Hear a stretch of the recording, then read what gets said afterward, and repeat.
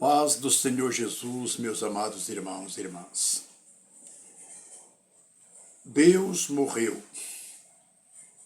Mas talvez isso seja contraditório àquilo que você aprendeu na sua religião. Deus morreu? Deus não morre. Bem,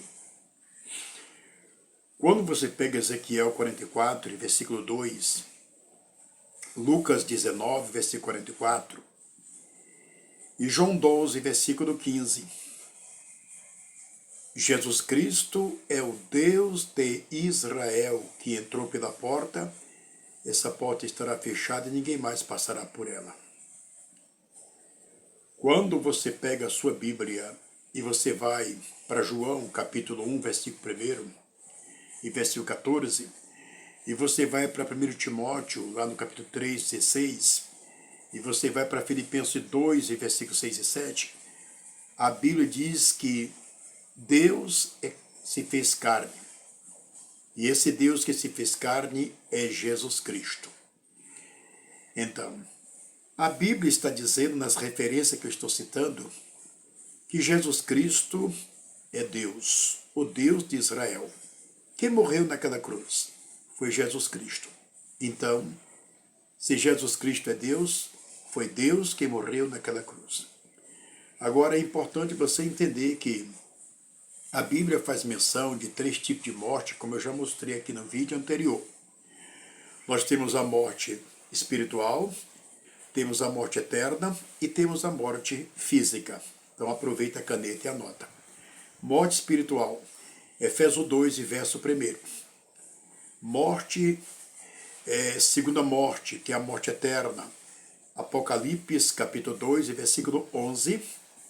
Apocalipse 20, versículo 6 e versículo 15, que é o lago de fogo. A segunda morte é o lago de fogo. E nós temos a morte física. Está em Tiago 2, versículo 26. O corpo sem o espírito está morto. Então, Jesus se submeteu à morte do corpo. Jesus não pode morrer a morte espiritual. A morte espiritual é para quem peca. A morte espiritual, quem passou por ela foi nós. O Senhor nos vivificou, Efésios 2, verso 1. Então, a morte eterna é exatamente o lugar onde aquelas pessoas que morreram no campo espiritual e que desceram à sepultura, no último dia vão para lá. Então, Deus se submeteu à morte do corpo. Está em Filipenses 2, versículo 6. Sendo ele Deus, não teve por usurpação ser igual, tomar o seu direito. Tomou a forma de servo, fazer semelhante aos homens, e achou-se na condição de homem e foi obediente até a morte e morte de cruz.